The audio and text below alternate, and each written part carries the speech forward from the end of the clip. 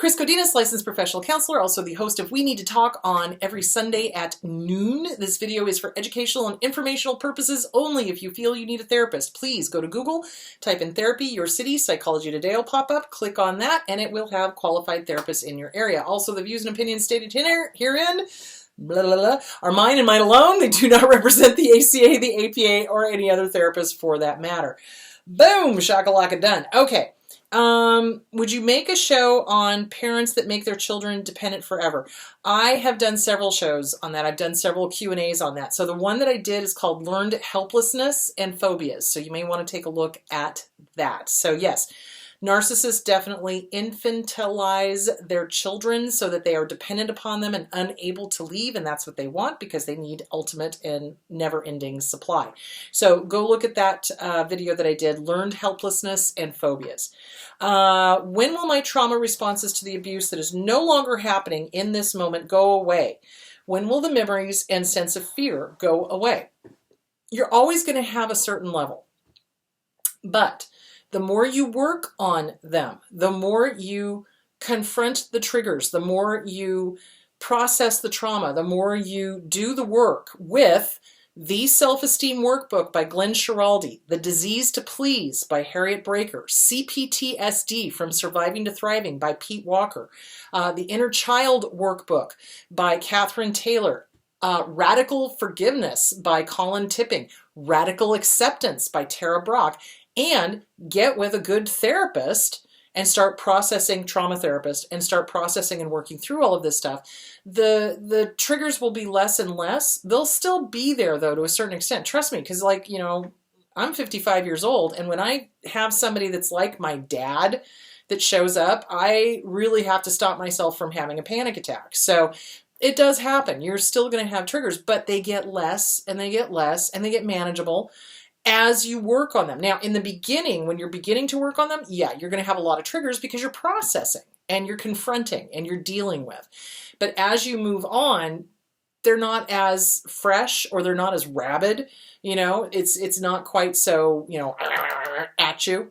So the best thing to do is you work on it. You get those books and you work on it. And people often want the magic bullet. It's not a one and done. And it's not a, oh, 1 year from now, I'm going to feel fantastic. Well, yeah, you'll feel a hell of a lot better, but there's still going to be stuff there because that is the nature of complex post-traumatic stress disorder. You're going to have flashbacks. You're going to have triggers. You're going to have rumination. You're going to have, it will be less and less and less and less as you work on the trauma. So get with a good trauma therapist, get those books that I recommended, start working them. Self-esteem is going to be a daily thing. It is not a one and done. It is not a, oh, I feel better now, so I'm going to stop. No, you do self-esteem every day of your life. You are now having the best and the most intense romantic relationship with yourself. That is what self-esteem is all about. And that is what is going to keep you safe and bulletproof from another abuser. Because when you love yourself, you don't put up with that stuff. So start working on all of that. Get with a good trauma therapist. And it does get less. I can't give you a time frame. Everybody's different, you know, and it depends on the level of abuse. It depends on if there was, you know, if there was more physical and verbal going on. I mean, what was going on? How intense was it? If there's more stuff to plow through, it might take a little longer. But it does get better. It does. You know, my dad used to hit me. He used to be verbally abusive. He was sexually abusive. And yeah, I'm pretty much okay now. I do not think about the man on a daily basis. I do not. But I do use him as examples because he's unfortunately, a good example of how not to be a parent. So, but like I said, if I have to deal with somebody that's like my dad, I really do get triggered deeply. You know, not as bad as, 20 years ago, but still. So it's going to be there, but it'll be less. So in other words, work on this. Work on it. Don't be afraid of it. You've got to hit this stuff head on. It's not going to last forever. It's not. But it will linger if you do nothing. It's going to stay there if you don't work on it. It's just, if you sweep it under the rug and go, I'm not looking at the pink elephant. I don't want to see the pink elephant. I don't want to see the pink. Well, guess what's going to happen? The pink elephant is still going to be sitting in the corner taking a shit, and your living room is going to be filled with shit if you don't start doing something about the pink elephant. So there is that. Why do we need to have a self and an identity? Because if you do not have a self and an identity, I can guarantee you there's a whole world full of fucking asshole abusers that would be only too happy to tell you who you are and what you want. And generally, it will be along the lines of their agenda. So that's why a self and an identity is very important. You need to have a moral compass. You need to know what's right and wrong for you. You need to know what your likes are. What are your wants, your needs? What makes you happy? Because otherwise, and this is what abusers look for. They look for people who are extremely codependent, extremely empathic, that are people pleasers, so that they, oh, well, whatever you want. Oh, well, whatever you want. Oh, well, whatever you want. And then pretty soon you're sense of who you are gets smaller and smaller and smaller and smaller, and you've become them. And you don't want that. Trust me on that one. Because when people become the abuser, the original person is gone now. Whoever was there, if they didn't have a really strong sense of self or a really strong sense of identity, and the abuser just comes in and says, you are this, you are that, you do this, you do that, act like me, that kind of thing. And so because they're people pleasers, they're codependent, they're egoists, huge video I did on that. It's a really good one. You should watch it. They become the abuser. They adopt all of the abuser's patterns. And you don't want that. Trust me, you do not want to end up as the abuser. Okay. You must make a video for psychologists to watch that any normal person can ask them to watch, how to spot the real problem. Here's the deal. Psychologists can watch any of my videos. They can. If they have a problem with it, because I swear, and they're like, oh, that's not professional, blah, blah, blah. I have been doing this since 2006. I see 40 clients a week. I am very successful. I know what the fuck I'm doing. I've written 2 books, so they can, and I'm about to publish another 2, so they can watch any of my videos. They can watch any of them, because the information is all there. It's all laid out. And if they have a problem with that, you may want to question why you're seeing that person. So here's the thing. If somebody says to me, hey, this person has put out a video, I really would like you to watch it. I will watch it because I want to see what they're doing and what's going on and if this is helpful and if I can recommend them to other people, et cetera, et cetera, et cetera. So if a psychologist is like, I'm not going to watch the video, I'm not interested, blah, blah, blah, I know everything. Oh, that's a huge red flag that they are possibly narcissistic. I don't know everything, and I know that I don't know everything. And when I don't know everything, I am very happy to go find out what I don't know. So if your person that you're thinking of is having a problem because I'm genuine, then you may want to consider not seeing that person. So you can recommend any of my videos. Any of them. So there's that. Okay. Have you read Women Who Love Psychopaths by Sandra L. Brown? It's very good and talks about codependency and super traits, with super traits being a very important part. No, I have not, but that sounds really interesting. Women Who Love Psychopaths by Sandra Brown. So again, here's an example of somebody found use in this book. I'm going to pass it along. Here's another book that I think would be really interesting. This is actually going to be one of the ones that I'm going to read next. It's called Sizing People Up by Robin Dreeke, former FBI agent. And so it's predicting a veteran FBI agent's user manual for behavior prediction. And so one of my clients recommended that to me. She was like, oh, you're going to love this, especially chapter 8. And I was like, ooh, well, I'm going to get that book. So another book you're probably going to want to get is Women Who Love Psychopaths by Sandra Brown. So yeah, if you guys have suggestions of books that have helped you, or, videos that have helped you, or anything that has helped you, feel free to let me know so that I can pass it along, because it's all about healing, and it's all about teaching, and it's all about getting the information out there so people can digest it. So yeah, thank you. Thank you for that. That was awesome. What reason do you think that there are a lot of cases of disorder, and what kind, in attorneys and judges? Okay, well, I was raised by an attorney, and he was completely batshit crazy. That was my dad. Definitely borderline, definitely narcissistic, definitely not dealing with reality. As a result of that, I worked in his office a lot. I dealt with a lot of the other attorneys. I dealt with a lot of the other judges. Growing up, and now I'm a counselor, I deal with a lot of attorneys. I've testified a lot in court. I don't enjoy it. And a lot of the judges you come across are narcissistic like nobody's business. Some of the attorneys are borderline like nobody's business, like malignant. So very dramatic, oh my God. We had to deal with one in this case that, holy crap, seriously, it's like the judge was like looking at us like, what the fuck? Because this other opposing attorney was like crazy dramatic, like over the top screaming, because he wasn't getting his way. And the attorney and I were, the attorney on our side of the case and I were just looking at each other going, damn. So yeah. Yes, I work a lot in the courts. I work a lot with judges. I work a lot with attorneys. A lot of them are disordered. Not all of them, but a lot. So, and they don't have the training in psychological issues. They don't understand how the courts are used as abuse by proxy by the narcissist or by the malignant borderline or et cetera, et cetera, et cetera. So, yeah, I've seen it all, guys. I'm not kidding you. It's so funny because people, they're afraid to tell me stuff because they're like, well, this is really, it's really kind of this, or it's really kind of embarrassing, or it's really, graphic, or it's really, and I tell them, guys, I've seen it all. Trust me. I'm not going to get offended. I'm not going to get freaked out. I'm not going to, I've seen it and heard it all. Trust me. So yeah, after working in the homeless shelter, especially, that was, woohoo, that was an experience. Okay. All right. Can you explain reaction formation in your words? Okay.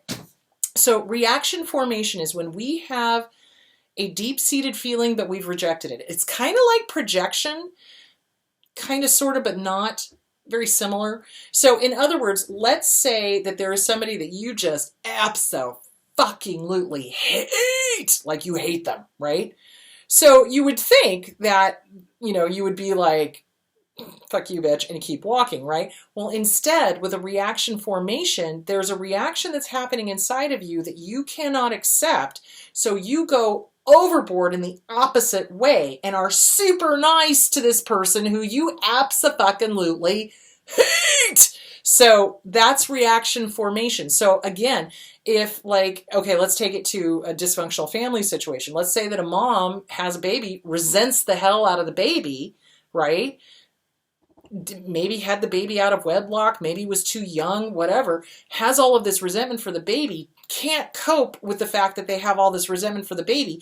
So they go overboard the other way, overprotective, hovering helicopter, love bombing, smothering kind of thing, because they feel guilty for what their real feelings are. So reaction formation is the opposite response to what the person is truly feeling inside. It's like projection, but instead of telling the other person, well, you're this, you're that, it's like the opposite of emotion, of whatever is really going on inside. So that's reaction formation. It is a defense mechanism. Very unhealthy. All right. How about, okay, what do you do with the mixed emotions when a narcissist passes away? Totally common, guys. So here's the thing. When an abuser passes away, we are going to, sorry, I got to take a drink. We are going to have mixed emotions. We are. So not everyone is 100%, well, some people are 100% evil, but there's going to be little bits and pieces of that person that you love. Like, for example, with my dad. The thing I loved about my dad is he loved history. Loved it. So he gave me this love of history. I love reading. Reading is really great because we would all get together and read to each other and that kind of thing. That was great. That part about him was great. Everything else, not so much.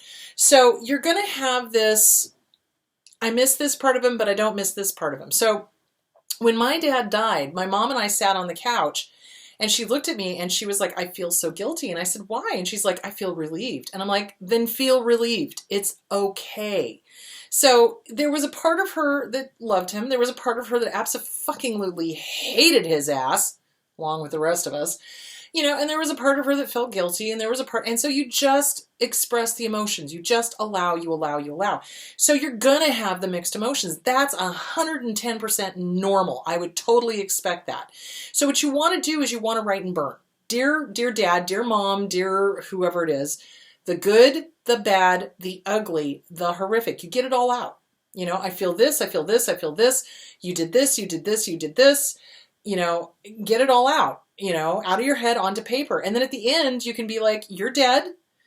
You don't have to forgive them either. You don't. Remember, it's about compassion versus idiot compassion. You can say, hey, I dig it. You were fucked up. I dig it. Doesn't excuse what you did, motherfucker, but I dig why you did what you did. But you don't get to live rent-free in my head one more goddamn second. Have a nice life. Go fuck yourself in the afterlife, whatever you need to say. Trot it out to the barbecue. Read it out loud once. Burn it. Light it on fire. Burn it. Let it go. So yeah, mixed feelings are totally normal when they pass. Absolutely. Because we do. We feel some love for them on some level. They're humans. Well, they have a human shape. But it's like there were some good things about them. Maybe there were, maybe there weren't. In some cases, there absolutely were not anything good. Was not anything good about the person. So you're going to have mixed emotions. Write it out. Write and burn. Write and burn. That's the best thing you can do. And read it out loud as if you were reading it to them. That's a good way to do it too. I cannot concentrate. I'm living with 2 narcissists and cannot go away. Any advice? In the past, I was able to stay away 10 years, but they are always on my mind. Okay, well, you try to get out of the house as much as you can. You try to get services as much as you can. That is the best thing you can do. You got to be careful with journaling, because if you journal with a narcissist in the house, they'll try to find it and read it. So you got to be careful with that. So, but do try to get out of the house as much as possible, and do try to take advantage of services. I really like a counselor, support group, anything like that outside of the house, so that you've got some outlet so that you can do that. What do I say to myself before I read their nasty emails? So you're going to remind yourself to detach. This is not personal. Everything that they're spewing at you is projection. That's projection. So when they're whipping out the you guns, that's projection. Okay, they're talking about themselves. There's 2 fingers pointed out. There's 6 fingers pointed back at them. So you just remind yourself, it's like every nasty thing is about them. They want a fucked up dysfunctional connection rather than no connection at all. So they're gonna throw the pot of pasta at the wall and see what sticks. Do not respond. You only respond to that little tiny bit that is in regards to the kids. And if there are no kids, you do not respond at all. Legally, you're not under any obligation. If there's no kids involved, there is no legal obligation to talk back to them. So there that is. I am feeling bitter because my ex-abuser is now being seen as a hero in his community because he protected another woman from her husband who was abusing her. How do I get over my anger? Okay, this is where the Buddhist worry chart comes into play. Is there a problem? Yes. Can you do anything about it? Nope. Let it go. Let it go. Let it go. You can't do anything about it. And if you start, going, oh my God, he's an abuser. Oh my God, this, that, and the other thing, he's just going to point to you and say, you're the crazy one. So the best thing you can do is just let time and karma play out on its own. And eventually, usually, these people end up getting unmasked. They can't hold it forever, especially if they don't have a supply. So when they start running out of supply, that's usually when the mask really slips. Okay, that looks like those were all of the questions. So the show this week is going to be on what makes a healthy friendship, what makes a healthy work environment. And I think that's really important to talk about because there are so many toxic work environments, and there's a lot of people out there that are disordered. So what are you looking for in a friendship? Because we've talked a lot about, romantic relationships, et cetera, et cetera. So what is a healthy friendship? What is a healthy work environment? That's what we're going to talk about this week. Okay, kids, have a great few days because it's Friday. So have a great Saturday, and I will see you on Sunday at noon. All right, talk to you later. Bye.